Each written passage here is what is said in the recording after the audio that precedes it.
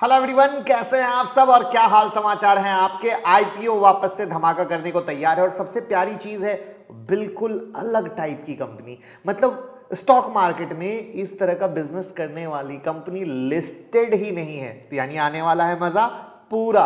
लेकिन उससे पहले एक चीज जान लीजिए कि जो लोग आईपीओ में अप्लाई करते हैं और पैसे फंस जाते हैं, वापस नहीं आते हैं, उन्हें कैसे वापस लेना है उसकी वीडियो मैंने बना दी है, लिंक डिस्क्रिप्शन में डाल दूंगा। साथ में जो लोग आईपीओ अप्लाई का अलॉटमेंट नहीं कर पाते हैं, मतलब बिगनर हैं, बहुत सारी गलती कर देते होंगे, तो कैसे बेहतर तरीका है आईपीओ अलॉटमेंट का, उसकी भी वीडियो मैंने बनाई है, उसकी भी लिंक मैं डिस्क्रिप्शन में डाल दूंगा। इससे क्या होगा, बिगनर को पूरी हेल्प हो जाएगी और पैसे भी नहीं फंसेंगे। तो चलिए शुरू करते हैं। मैं मुकुल अग्रवाल आपका आप ही के यूट्यूब चैनल में स्वागत करता हूं। जो भी नए लोग चैनल को सब्सक्राइब करें, बेल आइकॉन हिट करें और रात के 8:30 बजे का शो कभी मिस ना करें, जहां देते हैं कुछ ट्रेड जिससे हमारी फैमिली कमा सके। और साथ में स्टॉक मार्केट की किसी भी ब्रेकिंग न्यूज के लिए ट्विटर और टेलीग्राम से जुड़ जाइए। सारी ब्रेकिंग न्यूज आपके पॉकेट में सबसे पहले, सबसे आगे, सबसे तेज।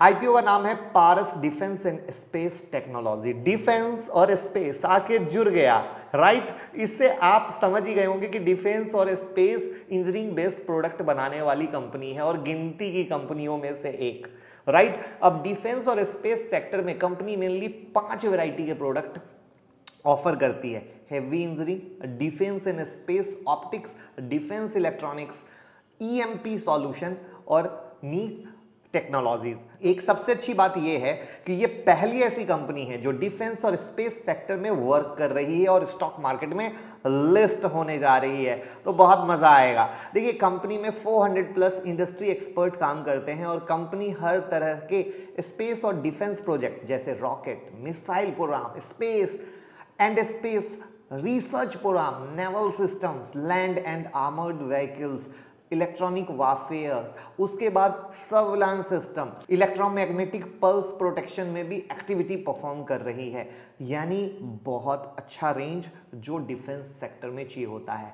इंडियन डिफेंस और स्पेस प्रोग्राम के लिए space optics, optomechanical assemblies provide करने वाली ये देश की लीडिंग और एकमात्र कंपनी है। कंपनी के मेजर क्लाइंट की लिस्ट में ISRO, defence research and development organisation, Bharat electronicals, उसके बाद Hindustan aeronautics limited, Bharat dynamics, Israel aerospace limited, Rafael advance defence system, L and T, Godrej and Boyce, Tata consultancy services यानी टीसीएस, टाटा पावर जैसे बिग नेम है।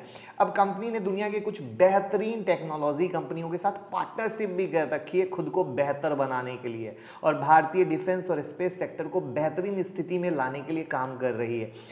अभी की बात करें तो महाराष्ट्र में 2 मैन्युफैक्चरिंग यूनिट है, एक नवी मुंबई के नेरुल में अपने यूनिट को और एक्सपेंड करने में भी लगी हुई है। अब कंपनी के 4 सब्सिडरीज हैं।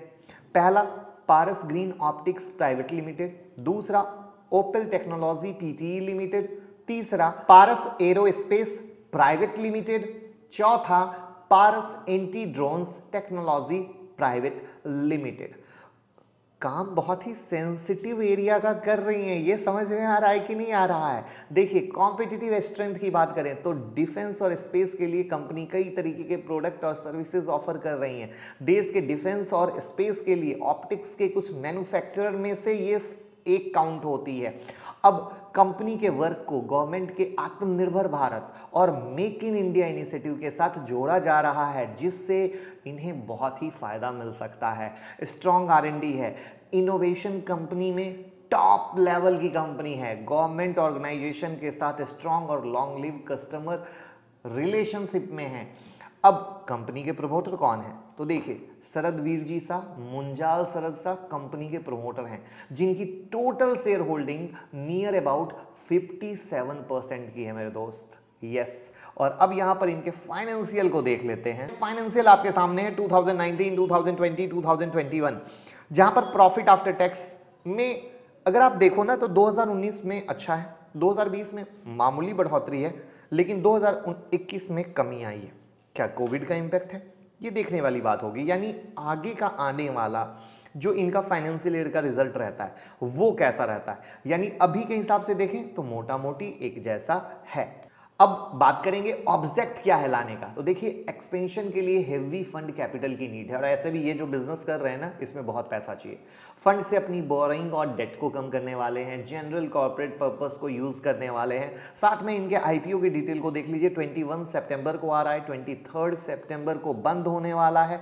165 से 175 का प्राइस रेंज है। यहां पर प्यारी बात बता दूं, इनका इशू साइज बहुत स्मॉल है, 170.78 करोड़ का। वहां पर फ्रेश इशू है 140.60 करोड़ का, और ऑफर फॉर सेल है 30.18। यानी अभी तक जहां पर मैक्सिमम कंपनियां ऑफर फॉर सेल लेके आती थी, ये ऑफर फॉर सेल में नहीं है मेरे दोस्त, ये फ्रेश इशू लेके आ रहे हैं। यानी रियलिटी में कंपनी कुछ अच्छे तरीके से कर रही है, और साथ में इशू साइज छोटा है।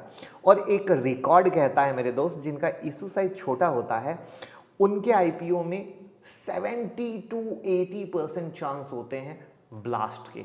70 to 80, यानी 30% चांस ब्लास्ट का नहीं भी है, ये भी याद रखिएगा। और ब्लास्ट का सेंस ऐसा नहीं कि आज और कल, एक टाइम लेके कस्टमर को फंसा के कि अरे ये तो बकवास है, राइट, वो चीज भी हम जानेंगे। ग्रे मार्केट प्रीमियम में आग लगी हुई है, प्रीमियम 105 पे चल रहा है मेरे दोस्त आईपीओ प्राइस से। तो आप समझ सकते हैं कि फिलहाल आईपीओ बहुत गर्म है। अगर पीयर एनालिसिस करें तो इम्पॉसिबल है, क्योंकि अपने प्रोडक्ट लाइन में वर्क करने वाली इकलौती लिस्टेड कंपनी है। यस, लेकिन बहुत सारी अच्छी बातें सुन ली, रिस्क कौन सुनेगा? रिस्क भी तो होता है, लिमिटेड कस्टमर बेस है, इसलिए अगर कोई ग्राहक छूटता है तो इनकी टोटल प्रॉफिट पर बैड इंपैक्ट आपको दिखेगा। चूंकि कंपनी गवर्नमेंट ऑर्गेनाइजेशन से बिजनेस करती है, तो गवर्नमेंट के बदलते रूल कंपनी के रेगुलेशन को इफेक्ट कर सकते हैं, और सरकारी पॉलिसी सब जानता है किस तरीके से होता है। कंपनी जिस सेगमेंट में काम कर रही है उसमें एक हेवी कैपिटल की रिक्वायरमेंट होती है, इसलिए किसी भी प्रकार का कैपिटल शॉर्टेज कंपनी के वर्क प्रोसेस को इंपैक्ट कर सकता है। तो अब समरी में आते हैं कि अच्छी चीजें क्या है। Wide range of product, monopoly in space, right, and defence segment, strong stable financial health है, पार्टनरशिप कर रखे हैं वर्ल्ड क्लास टेक्नोलॉजी के साथ, जिससे इंपावर कर सके मेक इन इंडिया और आत्मनिर्भर भारत के प्लान को। और इनका R&D तगड़ा है, तभी तो मोनोपोली लेके चल रहे हैं। और अब लिस्ट होने के बाद ये फायदा लेने की कोशिश में है। तो ये थी कंपनी की डिटेल एनालिसिस। कंपनी से दोस्ती कैसी लगी कमेंट बॉक्स में जरूर बताइए, तभी तो प्यार आएगा। अब इस आईपीओ के लिए मैं अप्लाई करूंगा या नहीं करूंगा, ये मैं आपको 22 सितंबर को रात में 8:30 बजे के शो में बताऊंगा। तब तक अकाउंट तो ओपन कर लीजिए, लिंक डिस्क्रिप्शन में है। अप्लाई कैसे करोगे? सबके नाम से अकाउंट ओपन करो, तभी तो LIC का भी आईपीओ आने वाला है, राइट। और फिलहाल के दृष्टिकोण से अच्छा लग रहा है, लेकिन जैसा कि पता है नई कंपनियां आती हैं तो डिटेल बहुत लिमिटेड होती है। जैसे जैसे दिन पास आते हैं डिटेल्स और भी निकल के उभर के आती है। तो हम कोशिश करेंगे कुछ और यूनिक इन्फॉर्मेशन आपके साथ लाएं और आपके साथ शेयर करें। जुड़े रहें, प्यार देते रहें। Thank you so much.